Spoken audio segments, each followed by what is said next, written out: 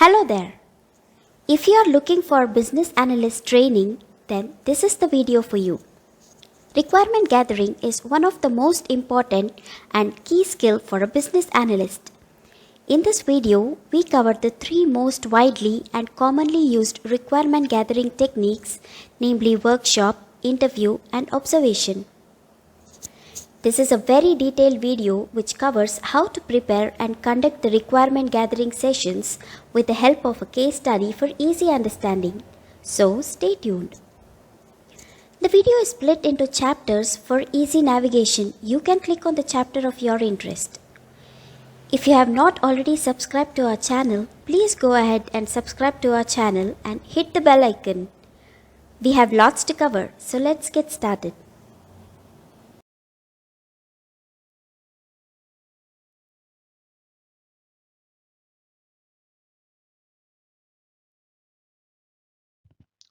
Hello there. Thanks for checking out this video.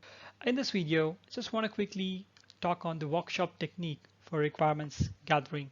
By the end of this video, you'll learn what the details of this workshop technique and also the steps required to plan and conduct a successful one. Without further ado, let's have a look at what is a workshop. So workshop is one of the best requirement elicitation technique. It can be used to gather high quality requirements from a variety of stakeholders within a short span of time. It's one of the highly recommended requirement gathering techniques in Backwalk version 3. To make it easier to relate to, I'm going to use an example scenario to walk through the steps involved in planning and running a workshop. So in our case study, let's take Peter, who's a business analyst who have been assigned to a digitization project. And the goal of this project, high goal of the project, is to digitize the movie ticket booking process by providing a convenient way for the customers to book it through a website or a mobile app. I know it's pretty old, it's all done and dusted, but just wanted to use this example to drive through this particular process. So Peter has given a couple of weeks, maybe just 2 weeks, to submit the signed off business requirements to IT for estimation and further development. Since the time is very short, Peter decided to use the workshop technique for getting the requirements elicited and signed off. So there are three phases. I want to break down this thing in end-to-end process into three phases. So the first phase is before the workshop, and then during the workshop, and then third part is after the workshop. So let's look at the called preparing for the workshop. Let's get on it. Yeah. So the first step is Peter needs to identify the purpose and also desired outcome. He needs to clearly articulate what is required from this particular workshop. So based on the scenario we're going, so Peter needs to get all the stakeholders to agree on what is the requirements, and also a desired outcome is basically a signed off business requirements which has to be shared to IT. So the next step is for Peter to identify all the key stakeholders. Luckily, Peter had a discussion with the sponsor of this project, and he was able to provide Peter with the process flow of this end-to-end process. It helped him to basically identify the stakeholders. The major stakeholders, namely, would be the customer representatives who handle directly for the booking process, or the telephonist staff who were taking ticket bookings over the phone.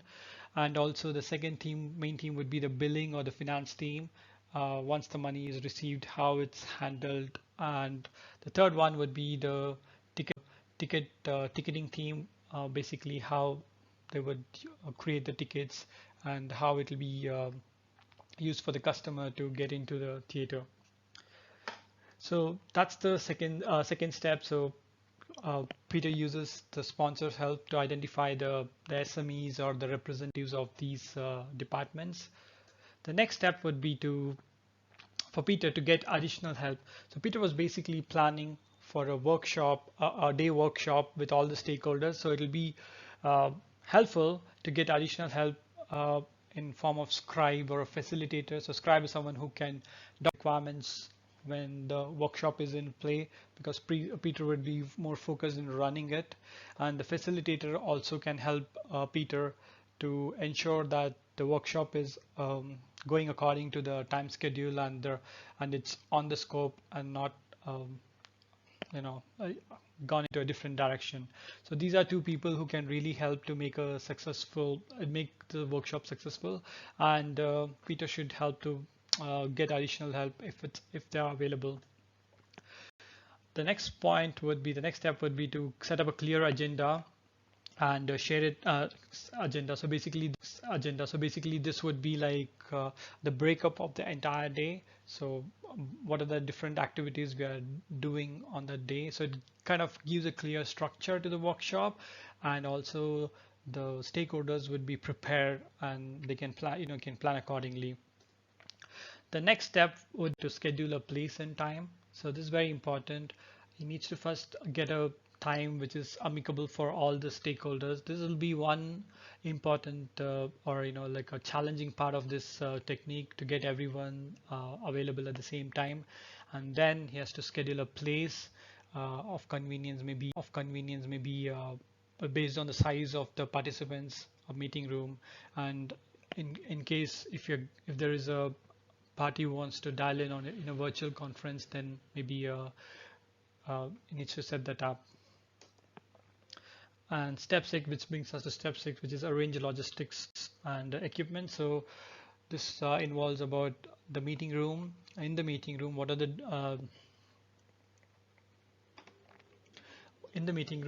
the things required, like for example a whiteboard and a projector, a marker, notepads and pen, water bottles, and maybe a option for lunch and coffee break, etc.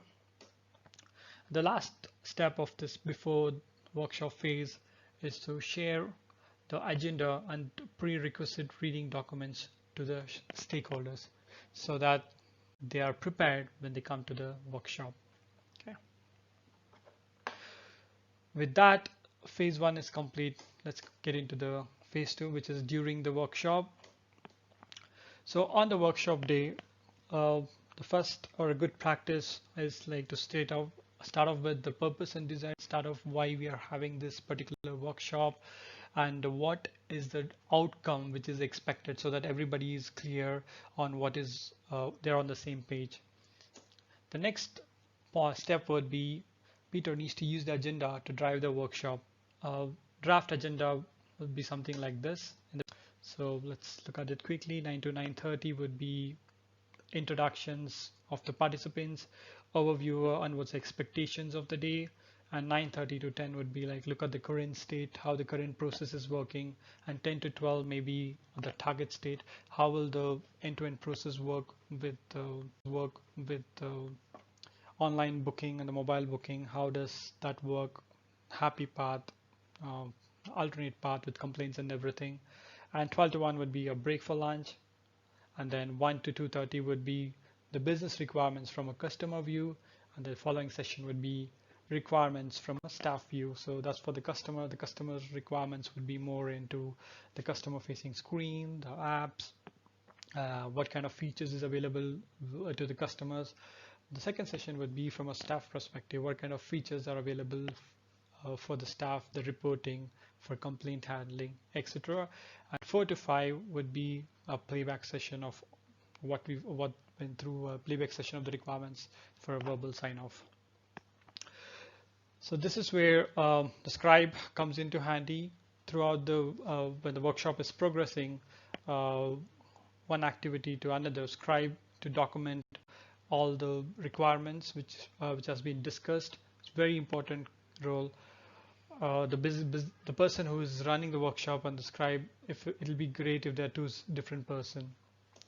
And then the last session, as shown in the agenda, would be the playback of the requirement captured throughout the day. This would be really great. So we have all the parties in the same room, and it can be used to go through the requirements. And if there's any discrepancies or any conflicting views, it can be resolved since we have all the parties in the same room. Yep. that was about the second phase of the work. Second phase, the third phase would be after the workshop. What are that workshop? So basically, this involves preparing and sharing minutes. So this is like a documentation of the entire workshop. What were the decisions taken, and if there were any actions which were outstanding from the workshop, Peter needs to work on that action and get that closed, and then send out the requirements, document the format agreed. It can be a user stories or a BRD for a formal email sign off. So with this end to end, Peter would have got the business requirements signed off, and then it would be handed over to IT. So that's about the technique. Hope you guys like it. If any questions or any comments, you can put in the comments box below. Thank you. Until we see you in the next video.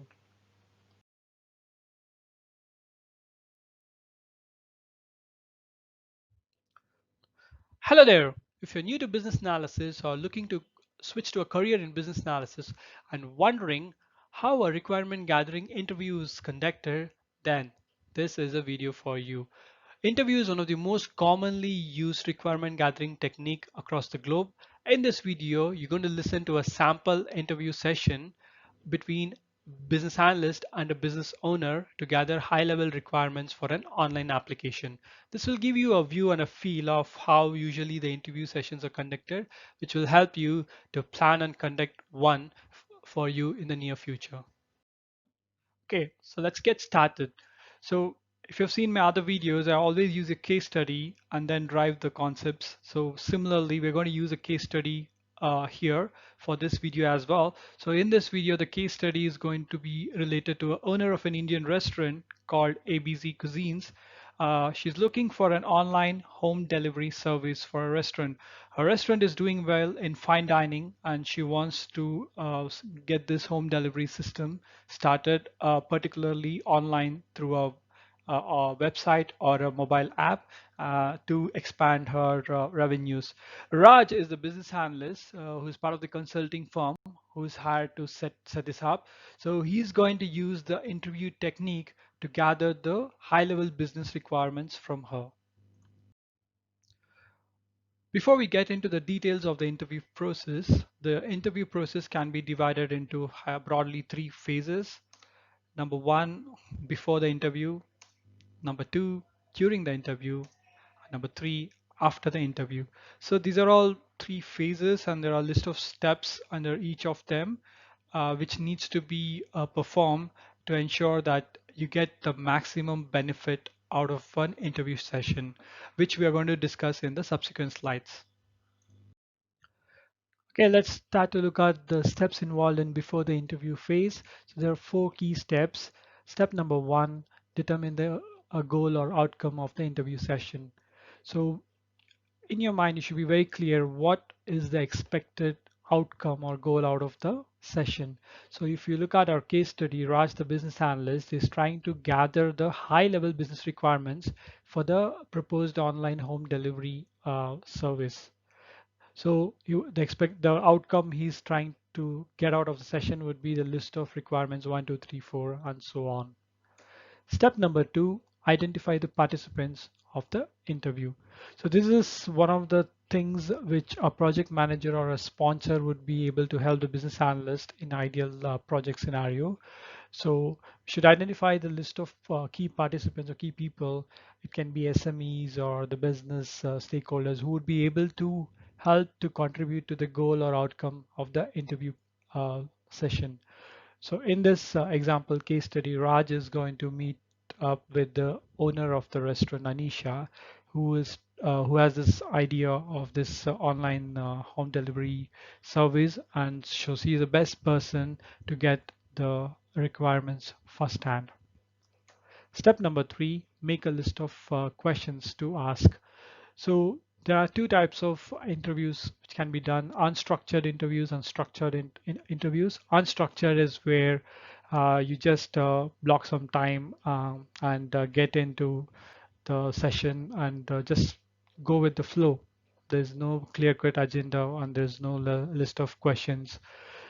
And the structured interview is where you get into the interview session and you have a clear cut of questions, and the session is driven using those questions. From my experience, and the best type of approach for requirement gathering is the structured interview process. So you have a list of questions and you use that to drive the interview process. Again, there are two types of questions, open-ended and closed. Closed questions are the ones where the participants would be able to answer with an yes or no, or just a figure or a percentage. And then open-ended questions are those where the participants have to talk at length, give their view, give their thoughts. So a combination of open-ended and closed questions have to be used to get the required response from the participants. So in our example case study, Raj is going to list out the open-ended and closed questions relating to the home delivery service, and he's going to use that to drive the interview process. And this is one bonus tip, and which is very effective. So once you made a list of questions, it is ideal to share it to the participants of the interview much before the interview session. So what this does is it gives them some time to look at the questions and be prepared during the session, rather than when you're in the session and you ask a question, they would like, okay, we'll get back to you. So this kind of avoids the back and forth. So it's a very good practice to share those list of questions as part of the invite to the interview session.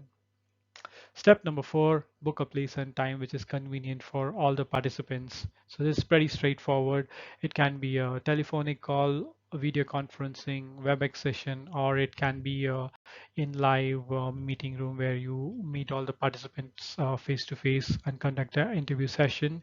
So for our example case study, Raj has a preliminary discussion with Anisha on the phone, and she has agreed to meet him the following Wednesday, 10 to 11 a.m. at the restaurant.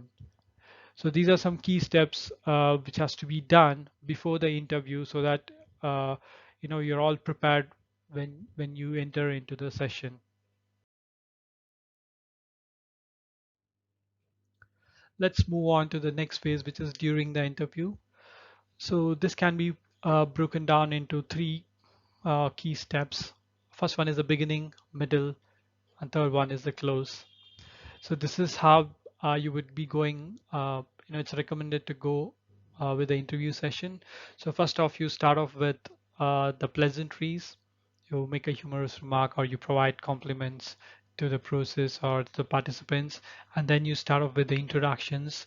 So you can start off with the introduction of yourself and then go around the table for introductions of all the participants, and then you clearly state what is the purpose or agenda of this particular session, so that it's very clear in the mind of all the participants or participant that what are we trying to achieve or what is the outcome of this session, so they would be able to contribute to it better.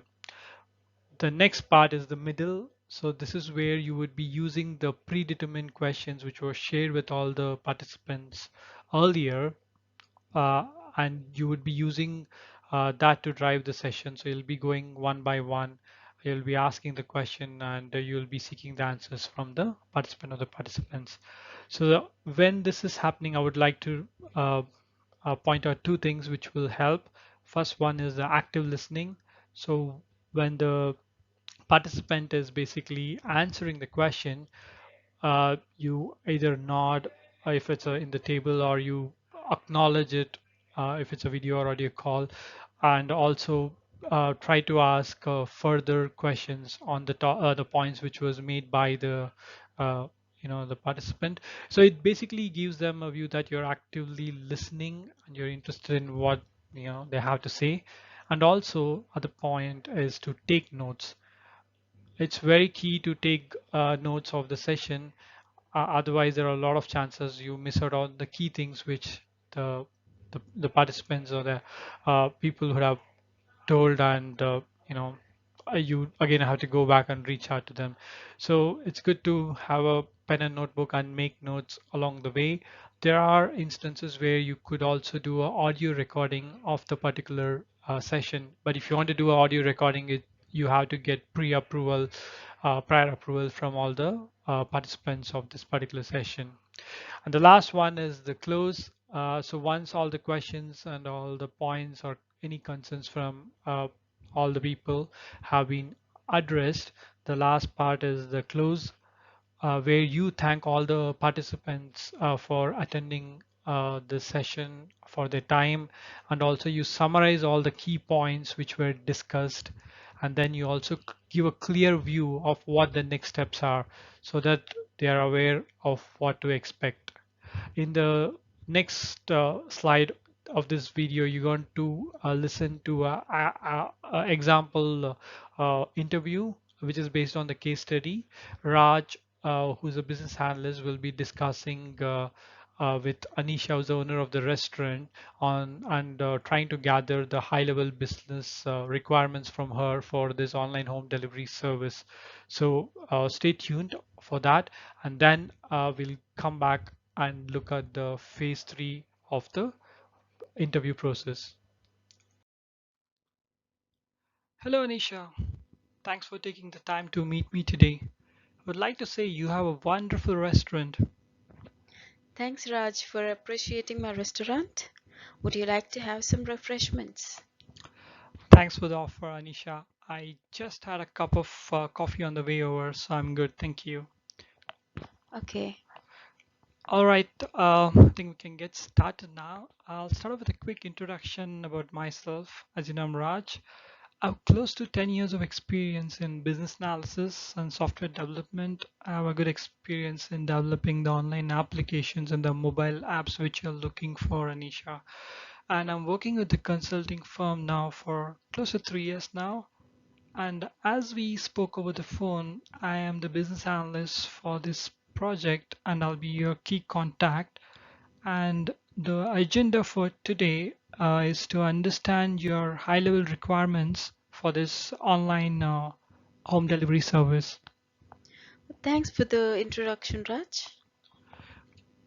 So, Anisha, I had emailed you my questions. Did you get a chance to look over them?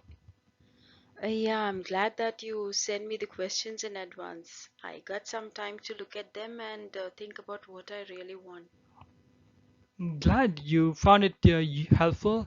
Then we'll get started with the first question. So, could you provide a quick background about your restaurant and also the reason why you're looking for this home delivery, online home delivery service now? Sure. To begin with, I started this restaurant 5 years back. As of now, we have four branches across the city. My restaurant has always interested people who are interested in Indian cuisines. Now we have started catering for lunch and dinner for the office going crowd through phone booking. But it is leading to several repeated questions like what's on the menu, how much it costs, how long it takes, and there will be several phone exchanges regarding the address, landmarks, confusions, like, and then accepting cash payment is a real big challenge. We have to arrange for exact changes to pay for the customers. I thought that an online platform would eliminate all these hassles. Moreover, we are planning to scale up our business, and as you know, such large volumes cannot be handled through the normal phone booking, and definitely the online channel will help us to deliver better. Thanks for the context and background, Anisha. Definitely, we would be able to help you with that. And based on the conversation and the answer you provided for this particular question, I also got a good view of the high level requirements. If I can summarize, you are looking for an online application which will allow the customers to able to see the menu, the price for the food items, and also allow them to book and confirm the delivery location. And also you would want to the customers to get an estimated time of arrival so that they know when the food would be arriving. So this will ease a lot of things from a customer's perspective and avoid questions for you. Is that right, Tanisha? Anything you would like to add to these? Yeah, I would like to have a few other features like online payment. Then you can show the progress of the food delivery, like preparation of the food, then whether the food is being picked up by the delivery boy and so on. And also they can show the previous order so that the customers who want to reorder will find it helpful. Great. I think those are really useful, helpful features from a customer perspective. I'll get it added to my list now. I had a couple of more questions. So, what is the volume of the orders which you're expecting through this online platform, so that we can ensure that the server handles the traffic? As of now, it is around 1,000 orders a month, but by the year end, we are planning to scale it up to 1,000 orders a month. 10,000, sorry. Okay, okay, great. I made a note of that. The other question I had was you mentioned you want online application as well as a mobile app to accept orders from the customers. So I was just looking from a prioritization perspective. Do you want both of them to go live together, or can we have the website first and then we can roll out the mobile app, or vice versa? As you know, we have our website, and so web application is our priority. And once we are comfortable using that, I mean, when the customers are comfortable using that, we can slowly start building the mobile application. Okay, great. I think I got a view of that from a customer facing requirements. Let's just quickly talk about the staff side of things. What are the features or requirements which you're looking for, so which will help your staff to effectively deliver these orders to the customers? Yeah, we would like to have a staff portal which will be managed by our managers on site, and the manager should be able to get a pop-up whenever a customer orders their food. And once the food is ready, the delivery boy should be able to see the address of the customer, and he should be able to locate the address and navigate conveniently. Okay, got it. Great. I think we can work with that. And is it all right, Anisha, if you can just let me to have a look at your back-end operations and also a walkthrough of how the things work currently for this phone booking, like how do you deliver orders using the phone, so that I can try to model it accordingly on the similar lines and also can try to address any pain points which the team might have now. Sure, I can arrange for a walkthrough with my manager. Is it fine? Yeah, that would be great. Thank you. Perfect. I think those were the questions which I had over my list, so I've covered all of them. Is there any other things you want to discuss or you want to highlight at this moment, Anisha? As of now, there is nothing. I'm looking forward to it. Uh, Okay. Fine, Anisha. So just to summarize, we discussed the customer-facing requirements and the staff side requirements for this online application, and also your manager would be giving a walkthrough of the operations, how it's operating now. And post that, what I will do is I'll go back to the office. We'll come up with a prototype uh, of this website application and also mobile app, which will give you a view of the screen navigation, the look and feel. And then I'll come back here to go over them for your review. And also, if there's any additional detail requirements, I can get that added. So once you're happy with it, then I'll send it across to our IT team to start the development. Is it all right, Anisha? yeah, that's perfectly fine, Raj. Sending my manager in. Okay, thanks, Anisha. Thanks for your time. Hope you found the interview clip useful.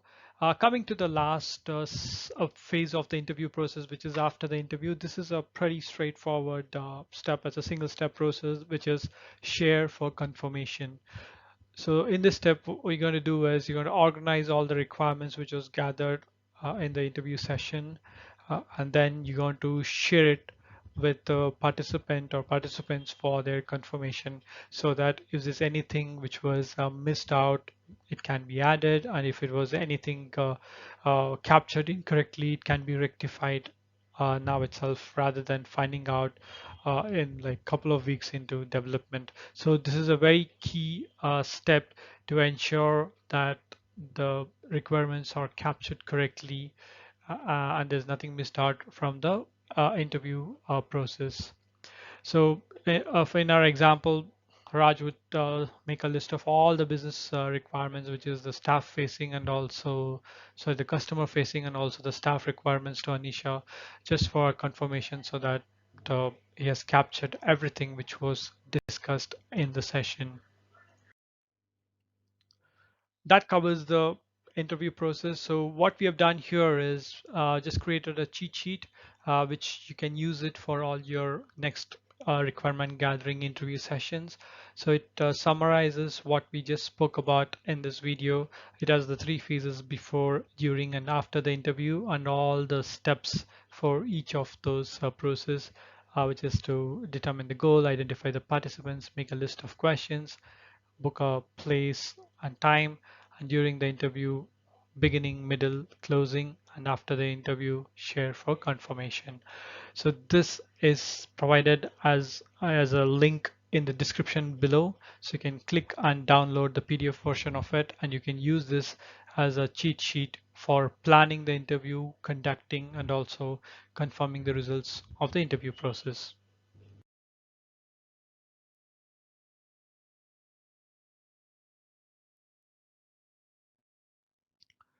Hello there.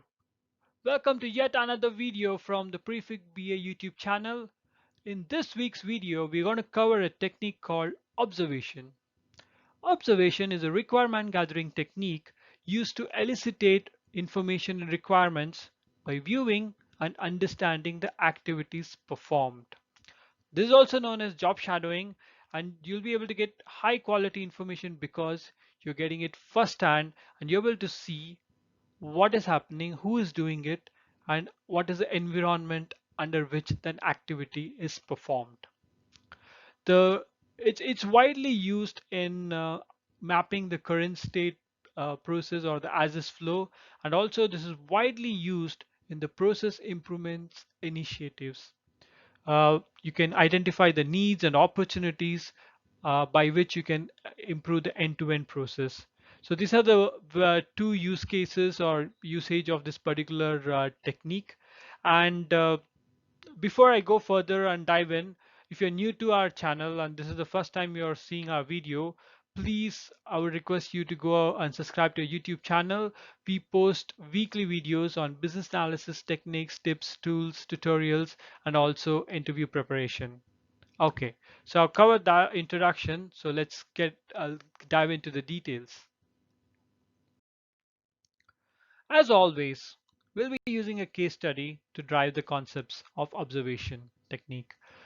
XYZ Cart is an e-commerce portal, and they're looking to use the RPA solution to automate the customer order processing part of their business.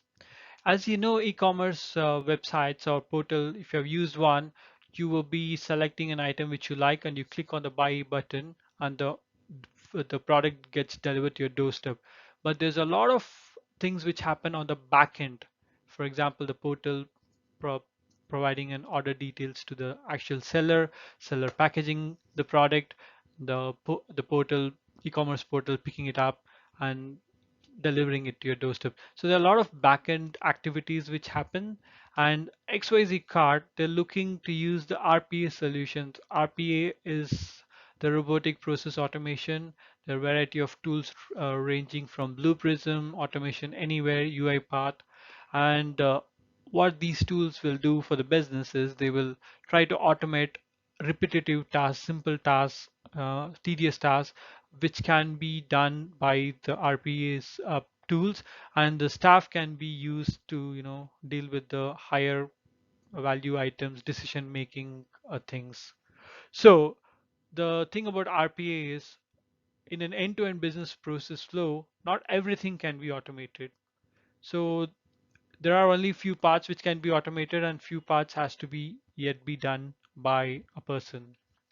So Rahul is a business analyst who's part of a consulting firm who is hired to check the feasibility of implementing an RPA solution to the XYZ part, uh, XYZ part of the their business on the customer order processing part. So in order to do that, the first step in the process is basically to understand the current state flow or the as is flow. So that is what Rahul's first step would be. And let's see how he would be using the observation technique to come up with the current state analysis or the as is flow. And after that, this can be reviewed with the business and also the RPA technical consultants to see what can be automated and what have to be retained manually. Okay, let's look at the observation technique in detail. So as in the other requirement gathering techniques, basically there are three phases of the observation process. One is before the observation, second one is during the observation, and third is after the observation. So we're going to cover all these three phases in detail in the next slides. Okay, let's look at the first phase, which is before the observation. So it can be broadly, categorized into three steps. Step number one is determine the purpose. So in our case study, Rahul is going to conduct the observation session in order to document the current process. So in order for the RPA solution feasibility study to be done or and to implement it, the first step is to understand what is the current state and what is the as is process flow. So that is the whole outcome towards which Rahul is working, and this has to be communicated clearly to the stakeholders and can be documented. So at the end of the session where you have spent a considerable time of energy and also the people's time, so we all know what we are working towards to. In our example, this is the current state mapping process. In other example can be like a list of, for example, a process improvement initiative. The outcome can be the list of points or something which can be improved. So all those things. So it again depends on the project to project. So first off, you should be very clear why we are doing this activity. And the second part is identifying the participants. So the observation is based on observing the activities performed by the staff or the people basically. So in our example, if we go back, once the order is placed, then there are a lot of sub processes which happens before it gets delivered to the customer, like the seller getting notified, seller packing it up, the order getting picked up, then order gets quality check process further in the XYZ cart warehouse, and then the order gets shipped to the customer. So there are quite a number of sub processes. So Rahul, in order to map out the end-to-end flow, he needs to work with the project sponsor or business sponsor to identify the key stakeholders in each of these sub processes, maybe team managers, team lead, so that he can set up, which leads us to the step number three, to create a schedule. So once he has identified the participants, he needs to have a word with the key stakeholders and set up some time for these observation sessions. So that's how the third step, which is creating a schedule. So we have, like, let's say we have four teams. So Rahul can like set up, you know, session one, day one with team number one, session two, same day or the next day. So, you can space out the sessions or you can have a couple of sessions in the same day. It all depends on the stakeholder availability and also the time whether they have to to spare to explain to Rahul, or let Rahul watch what's happening. So that's how the third step is creating a schedule. So basically, this is a preparatory phase for the observation technique. We know what's the purpose, the participants are identified, and they're engaged, and we have a schedule with all the meetings in the diary. So everything is prepared for the observation session. So let's look at what happens in the next phase, which is during the observation. Okay, this leads us to the second phase in the process, which is during the observation. Again, we can broadly classify this phase into three steps: the beginning, the middle, and the close or the end. So this is where we have set up the different observation sessions with the participants. So I'm just going to look at how one session may look like. So the first part would be the beginning. So you would be arriving at that particular place. You would be meeting the team lead, team manager, and also you will be meeting the team member or the staff whom you would be observing. So there'll be pleasantries, and then you would give your introduction, uh, where you're from, what you're doing, and also briefly explain them the purpose and agenda, so that they're clear. So one of the thing when you're doing this technique, the operations staff would always be like worried, or they'll be, oh, why is it being done? Is it to check the performance, or is my job at risk? So there are a lot of things which will run into their mind. In order to get good information from them, you have to put them at ease.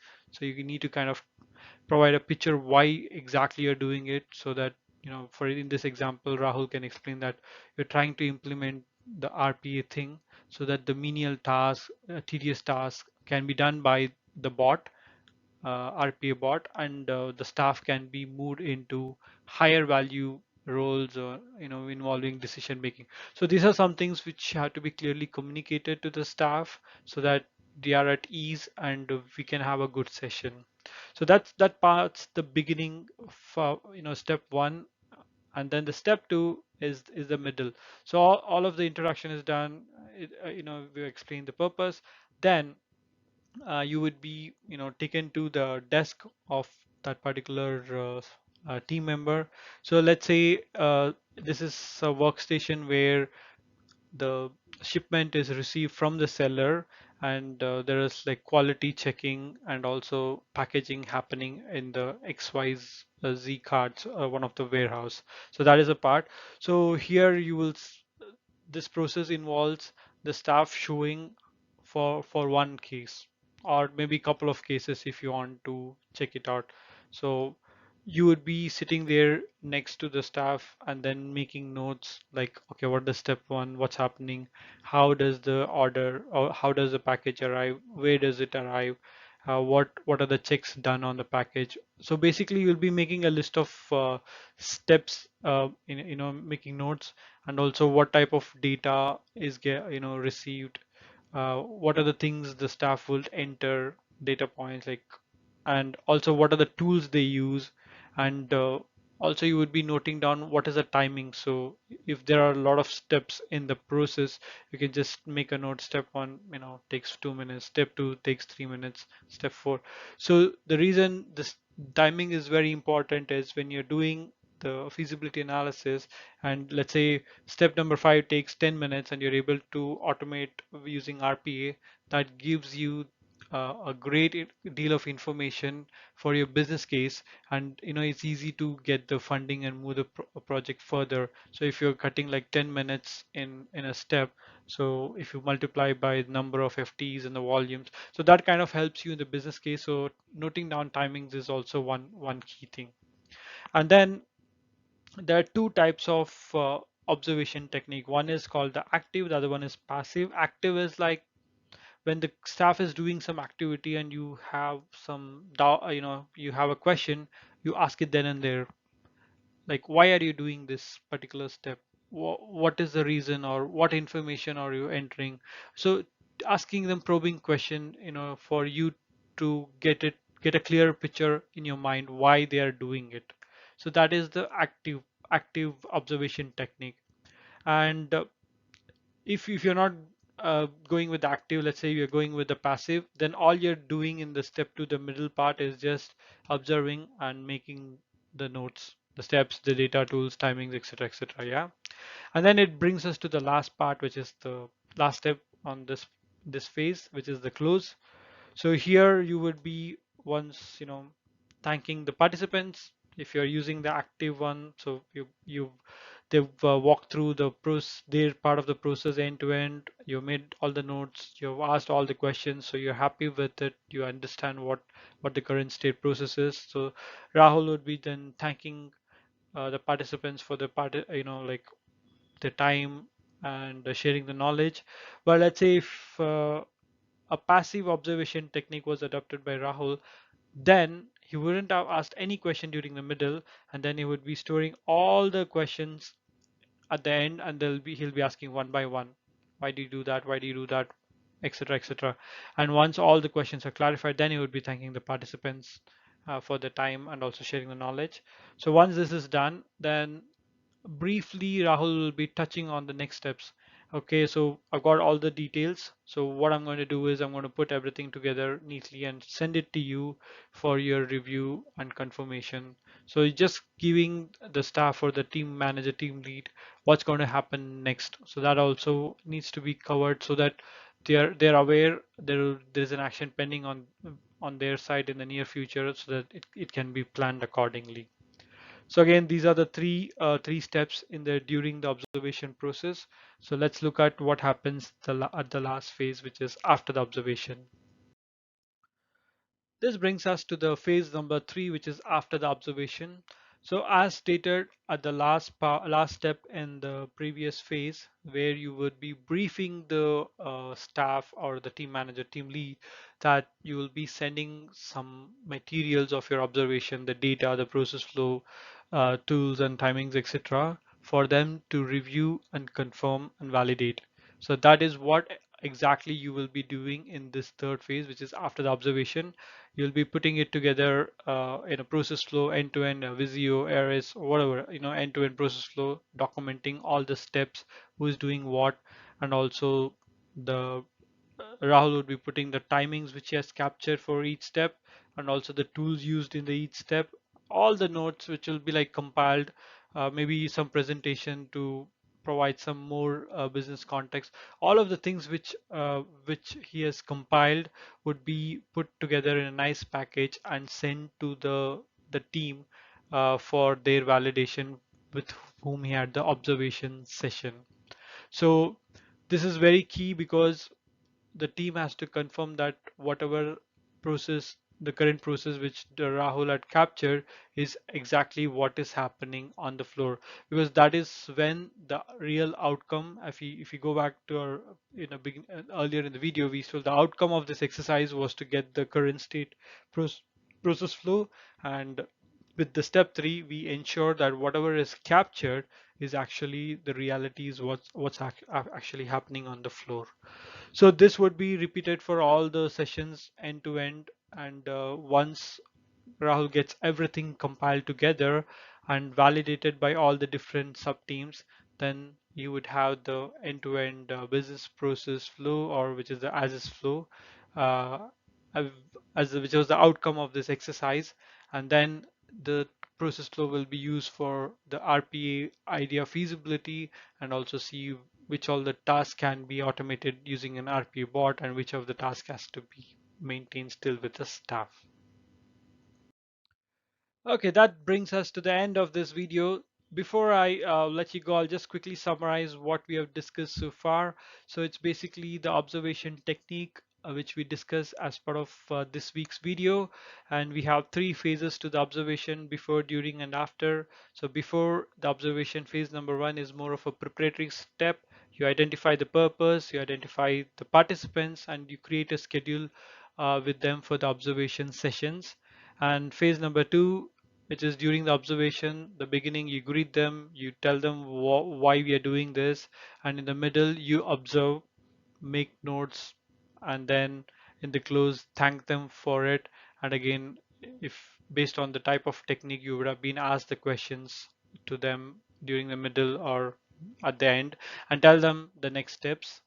And which brings us to the phase 3, which is after the observation. So it'll be sharing with them all the things you have captured as part of the observation for their validation, and so that whatever you have captured is actually the truth, and what happens ideally on the floor. So this is a quick summary of what we have discussed so far.